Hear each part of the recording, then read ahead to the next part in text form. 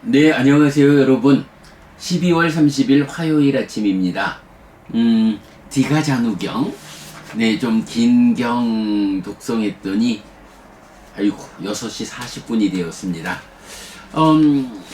어제 독송한 배운 사람의 행위경도, 길었어요. 그리고 이제 그 안에, 어, 원하지만 얻기 어려운 거 네 가지를 말하면서 그 네 가지를 얻는 방법으로 이제 믿음, 계, 보시, 지혜의 네 가지를 제시하거든요.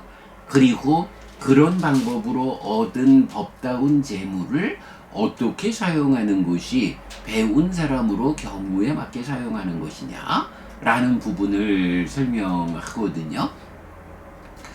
그래서 이제 그 배운 사람의 행위경으로부터 시작해서 믿음, 계, 보시, 지혜라는 요 네 가지 법을 주제로 하는 경들을 이제 세 개의 경을 보충하고 있는데, 오늘 독송한 디가자누경은 그 보충하는 경으로 제시가 편집된 경입니다. 그래서 보면 디가자누경 우리가 이제 많이 소개하죠.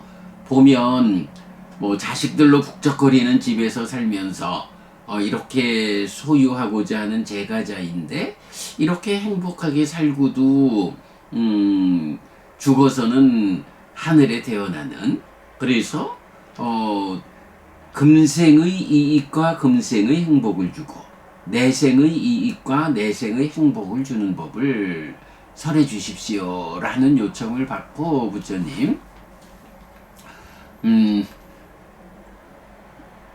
금생의 이익과 금생의 행복을 주는 법, 어떤 것이 있느냐?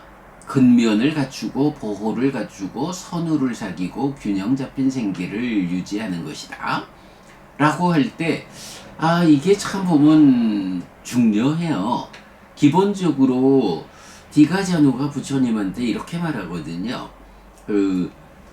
저희는 자식들로 북적거리는 집에서 살고, 요거 이제 보통 말하면 뭐죠? 다복한 삶을 산다 이렇게 하죠. 가시의 백단향을 경험하고 꽃과 향과 화장품을 지니고 금과 은이 허용된 요거 풍요로운 삶이에요. 그래서 기본적으로 저희가 누굽니까? 소유하고자 하는 제가신자입니다.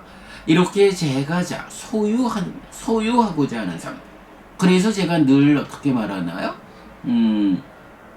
가족과 더불어 경제활동을 영위하는 사람들이 누구냐? 소유하고자 하는 자, 제가자이다. 그런데 디가자누는 이런 제가자, 소유하고자 하는 자인데 자식들이 북적거리는 다복한 삶을 살고, 그리고 풍요로운 삶을 살고자 합니다. 이렇게, 이게 이제 사실 굉장히 중요한 거예요. 제가 자주 말씀드리지만 우리 이웃 종교에서는 부자가 하늘에 태어나는 것은 낙타가 바늘구멍을 통과하기보다도 어렵다. 이렇게 부자로 산다는 것이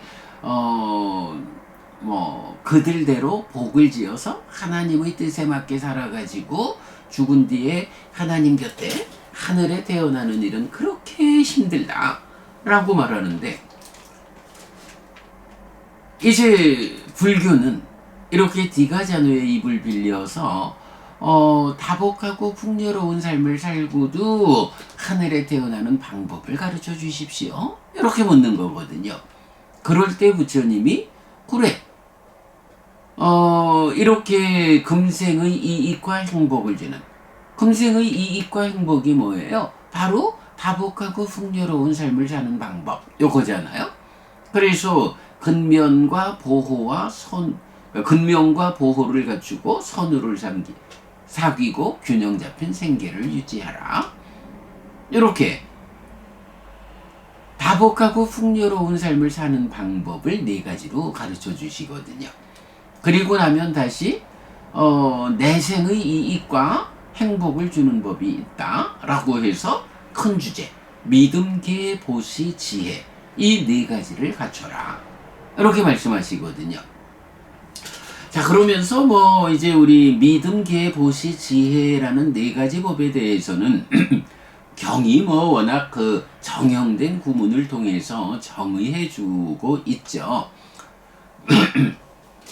그래서 반복 공부하는 건데 이 경에서는 사실 그 더 주목해야 되는 것이 금생에 지금 여기서 제가자로서 다복하고 풍요로운 삶을 사는 방법, 금생의 이익과 행복을 주는 법이 무엇입니까?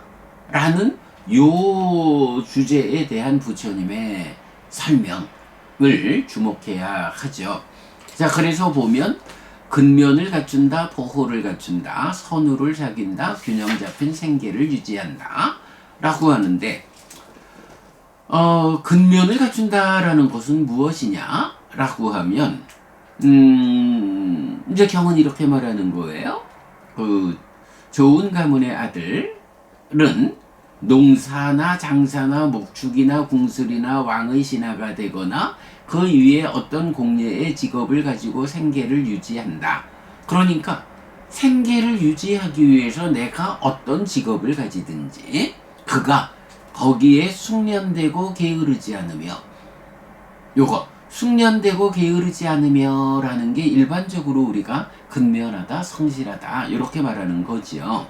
그런데 부처님은 거기에 더해서 그것을 완성할 수 있는 검증을 거쳐 충분히 실행할 수 있고 충분히 연구할 수 있는 자가 된다. 이런 표현을 해요.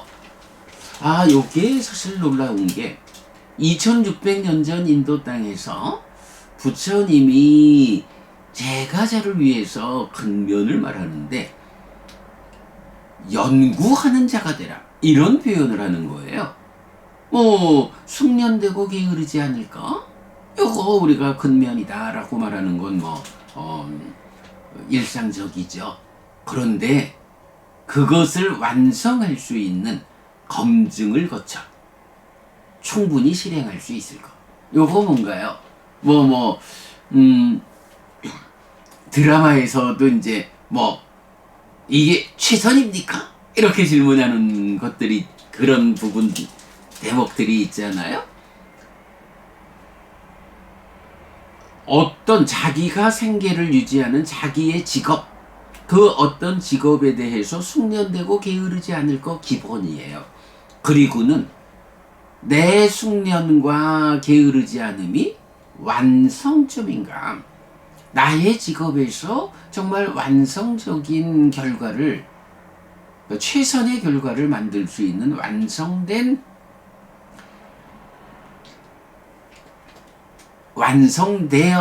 완성된 실천인가?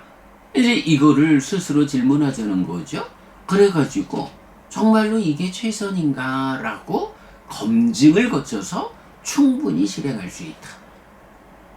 이것이 최선입니다. 라는 검증을 거쳐서 그 숙련과 게으르지 않음을 충분히 실행할 수 있다. 그리고 그것을 위해서 더 나은 성과를 위해서 충분히 연구할 수 있는 자가 된다. 저는 사실 이 놀라워요. 어떻게 2600년 전 그 인도 땅에서 제가자들의 이런 근면한 삶을 말하면서 연구하라? 오랫동안 전해져 내려오는 그 방법에 숙련되고 게으르지 않은 거, 이거 갖고 만족하면 안 된다.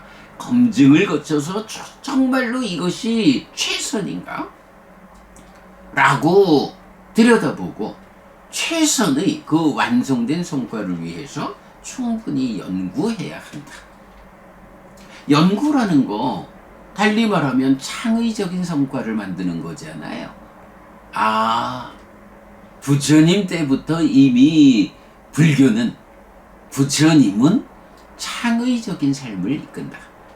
그냥 옛부터 내려오던 것을 답습해가는 그 내려오던 것들에 만족하고 그 전통을 이어가는 삶을 사는 것을 넘어서 어떤 것이 최선인가라고 연구하라. 창의적인 삶을 부처님은 제시하고 있거든요. 요 보면은 이제 우리가 참 진정과 전통, 진정보다는 거꾸로 전통과 진정, 전통보다는 진정으로 접근하는 공부를 한다. 붓다고사 스님의 범주에서 벗어나서 부처님을 직접 만나는 공부를 한다. 이렇게 우리가 창의적으로 가르침의 진정에 접근하는 이런 거죠. 이렇게 창의적으로 연구하는 일. 이런 일이 10여 년 쌓이니까 2000년 넘는 세월 동안 전통이란 이름으로 내려온 부처님 가르침의 해석을, 그 오류를 짚어내고 가르침의 진정으로 접근하게 되잖아요. 저는 아주 근면이라는 이 주제에서 이렇게 충분히 연구할 수 있는 자가 된다. 그것을 완성할 수 있는 검증을 거쳐 충분히 실행할 수 있고 충분히 연구할 수 있는 자가 된다. 라는 요 대목을 보고 정말로 불교가 얼마나 창의적인지 라는 부분을 크게 보고 있어요. 자, 그 다음에 이제 두 번째가 보호를 갖추는 것이죠. 내가 최선의, 그러니까 정당한 방법에 최선의 노력을 얹어서 재물을 얻었다 라고 할 때는 이런 재물을 잘 보호하고 지켜야 한다. 이거 왕이 거두어 가버리지 않을까, 도둑이 훔쳐가지 않을까, 불이 태워버리지 않을까, 물이 쓸어버리지 않을까. 네, 요거 우리 어저께 보았던 배운 사람의 행위경에 있는 내용이죠. 그래서 보면 불과 무리 또는 도둑, 도적이, 그리고 왕이 또는 좋아하지 않는 상속인이 상속받지 않을까. 내가 아무리 이 재물을 많이 쌓아놓아도 결국은 물과 불의 자연재해도 있을 거고, 도적이 가져가기도 할 거고, 왕이 세금을 걷는 것 뿐일지 더 많은 것을 가져갈지, 그리고 마음에 들지 않는 그런 상속인한테 남겨주고 갈 건지, 이제 이런 부분 잘 보아가지고 나의 재물을 보호하고 지켜야 한다. 또 나중에 죽을 무렵이 되면 더더욱이 죽을 때 가져가는 재물로 바꿔서 가져가야 하는 이런 부분도 생각해야 하죠. 자, 그 다음에 이제 선우를 사귄다, 좋은 친구를 사귄다 라고 할 때 이제 바로 여기에서 믿음, 계, 보시, 지혜, 이 네 가지 법이 나타나죠. 자, 그러면 좋은 친구라는 것이 어떤 사람이냐 라고 하면 기본적으로 내가 사는 곳에서 믿음과 계와 보시와 지혜를 갖춘 사람, 이런 사람이죠. 그러면 믿음과 계와 보시와 지혜를 갖춘 사람과 벗을 삼으면 어떤 일이 있느냐라고 하니 그 벗들과 함께 지내고 대화하고 토론하죠. 그래서 믿음과 계와 보시와 지혜를 갖춘 사람들이니까 그들 가운데서 믿음을, 계를, 보시를, 지혜를 갖추기 위해서 그들과 따라서 실천하는 거예요. 그래서 우리가 사서법을 말할 때 어떤 그룹에 나를 소속시킬 것인가, 이렇게 동사를 중시 여기잖아요. 믿음과 계와 보시와 지혜로서 삶을 이끄는 사람들, 그들의 그룹에 나를 소속시키면 나 또한 믿음과 계와 보시와 지혜로서 살아가는 이런 향상하는 삶으로 나아가는 거죠. 그래서 그런 사람들을 만나고 그런 사람들과 함께 지내고 대화하고 토론하는 이런 삶을 통해서 믿음과 기회와 보시와 지혜를 갖춘 그런 사람이 내가 되는 것. 이럴 때 그렇게 함께하는 사람들을 선우, 좋은 친구라고 말하는 거죠.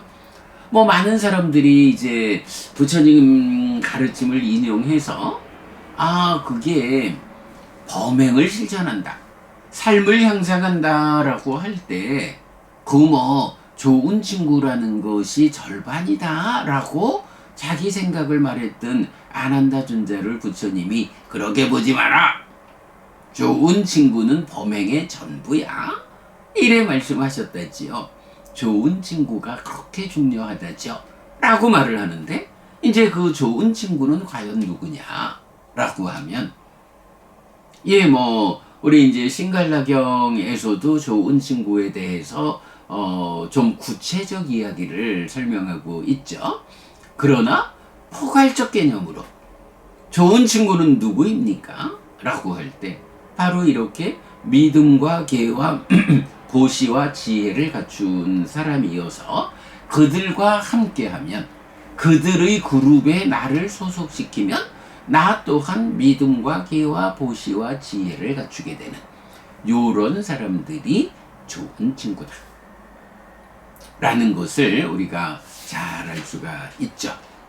네, 선우를 사귐.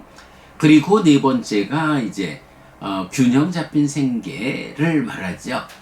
사실은 참 놀라운 거예요. 부처님께서 제가자가 금생에 이번 생의 이익과 행복을 위한 것, 내가 살아서 다복하고 풍요로운 삶을 살고자 한다면 어떤 방법이 있습니까?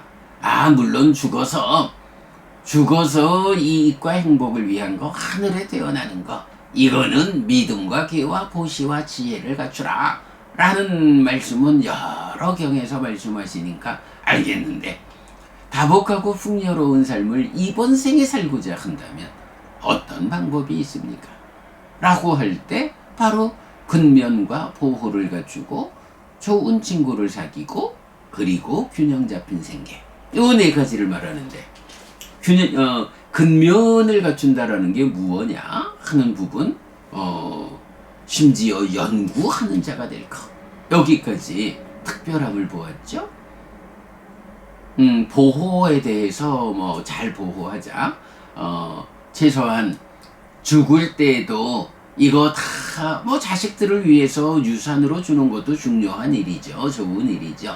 그러나 또 분명한 거 하나는 내가 가져갈 수 없는 물질적 재산, 이거를 내가 죽을 때도 가져가는 재산으로 바꾸어 가야 하는 요런 부분도 나이가 들어갈수록 주목해야 하는 보호라는 관점. 그리고 좋은 친구 해서 이 믿음, 계, 보시, 지혜를 갖춘 친구와 함께 함으로써 나도 그렇게 되는 거. 이렇게 본다면 이제 마지막으로 균형 잡힌 생계를 말하는데, 균형 잡힌 생계는요, 재물의 수입과 지출을 알아서 이렇게 나에게 수입은 지출을 충당하고도 남을 것이다, 나에게 지출이 수입을 초과하지 않을 것이다 라면서 지나치게 풍족하지도 않고 지나치게 궁핍하지도 않은 균형 잡힌 생계를 유지한다 라고 하는 거예요. 우리가 이제 보통 보면 좀 절약하는 생활에서 아주 검소하고 아껴서 재물을 모으는 요런 삶에 대해서 말을 많이 하는데, 이제 그것이 지나치다 보면 어떻게 돼요? 그게 지나치면 이제 굴비 하나 매달아 놓고 밥 먹는 이런 경우까지도 갈 수 있잖아요. 근데 부처님께서 생계가 균형 잡히다라는 것은 그렇게 미래를 위해서 지금 열심히 모으는 일만을 하는 것은 아닌 거예요. 미래를 위한 것이 중요하지만 또 그만큼 지금 행복한 것도 중요하거든요. 그러니까 크게 보면 금생과 내생, 지금과 미래 이렇게 말할 수 있지만 좀 작은 범위로 보면 금생이라는 이 범주도 지금 내가 행복한 거와 살아서의 미래가 더 좋아지는 거 이렇게도 봐야 되잖아요. 그럴 때에 수입과 지출을 잘 알아서 수입이 지출을 충당하고도 남아야 한다. 어쨌든 조금이라도 남는 삶을 살아야 한다. 라고 하면서 지나치게 풍족하지 않다. 지금 즐거운 것만을 위해서 지나치게 풍족하게 써버리다 보면 오히려 지출이 수입을 초과해버리면 나중에 가난해진다고요. 안 되죠. 그렇다고 지나치게 지출을 초과해서 남는 돈을 많이 해야 돼. 이래가지고 지금은 아주 초라하게 굴비 하나 걸어놓고 밥 먹는 이런 삶을 사는 것은 미래를 준비하는 데는 도움이 될지 모르지만 그러나 어쨌든 중요한 건 지금 내가 행복한 거야. 지금 내가 행복해야 하는데 열심히 일해가지고 그렇게 초라한 삶을 사는 거는 미래에 도움이 된다 하지만 그 이전에 지금의 나를 힘들게 하는 거거든요. 이거는 말하자면 괴로운 과정으로 행복을 실현하고자 하는 고행적인 삶과 같은 거지 행복의 과정으로 행복을 성취하고자 하는 팔정도의 길은 아니라고요. 그래서 이제 경도 지나치게 궁핍하지도 않은 균형 잡힌 생계. 그죠? 지나치게 풍족하지도 않지만 지나치게 궁핍하지도 않은.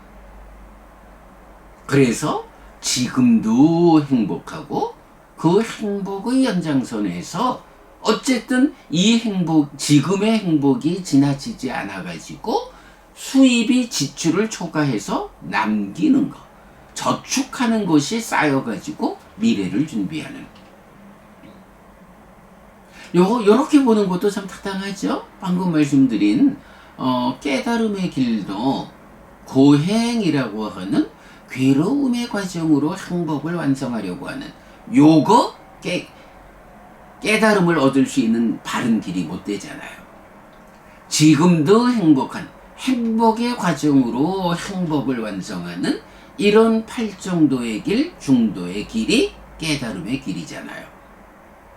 수행에서도 깨달음의 성취도 그러하지만 제가의 삶에서도 이렇게 괴로움의 과정으로 행복을 만든다.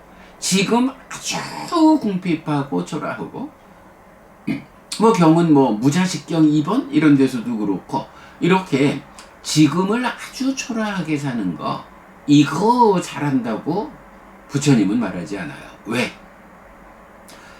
자칫 우리가 괴로움의 과정으로 행복을 얻고자 하는 이런 고행자의 삶의 방법을 그대로 제가자의 삶에 적용하는 이런 경우가 될 수 있다는 거죠.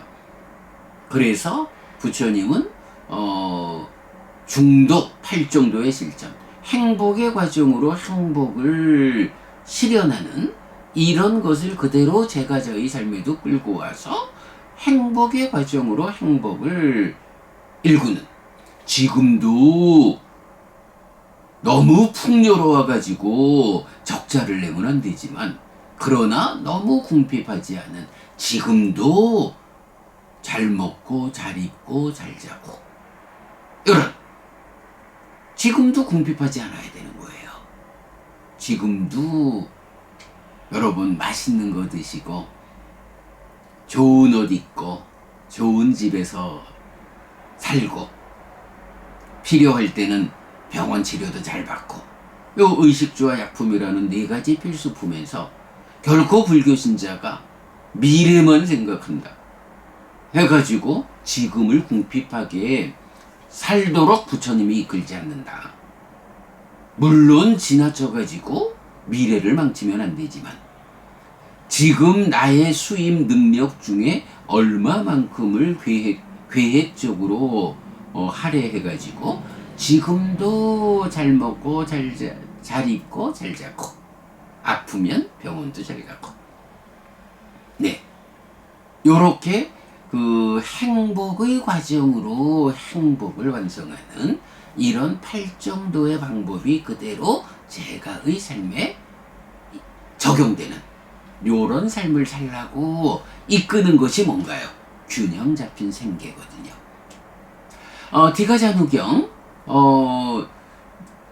금생의 이익과 행복이 되는 법, 미래의 이익과 행복이 되는 법 이렇게 두 가지 설명하는데 뭐 미래에 대한 이야기 믿음계 보시지에는 뭐 늘 우리가 말하는 주제니까 그렇게 알고 여기서 다복하고 풍요로운 삶을 지금 사는 방법 근면을 갖춘다 보호를 갖춘다 좋은 친구를 사귄다 균형 잡힌 생계를 유지한다 요런 지금 다복하고 풍요로운 삶을 사는 방법 이거요.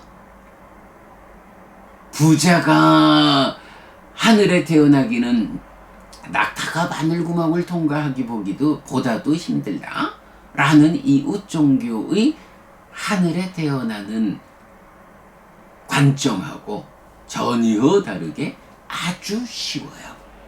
내가 스스로 배워 알고 실천하는 사람이 되겠다라고 삶의 방향만 정말로 부처님에게 의지하는 사람으로의 삶의 방향을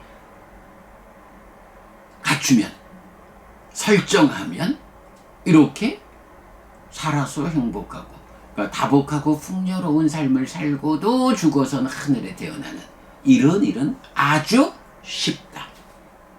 그래서 제가 잘하면 특히 부자라면 더더욱 불교 신자가 되는 게 답이다. 우리 이런 주제 잘 살펴보고 있죠. 네 여러분 오늘도 부처님의 언어로 부처님의 가르침을 독송하면서 하루를 잘 시작했습니다. 잘 시작한 오늘 하루 여러분 내내 편안하시고 이익과 행복을 쌓는 시간 되시기 바랍니다. 함께 해주셔서 고맙습니다. 여러분 행복하십시오.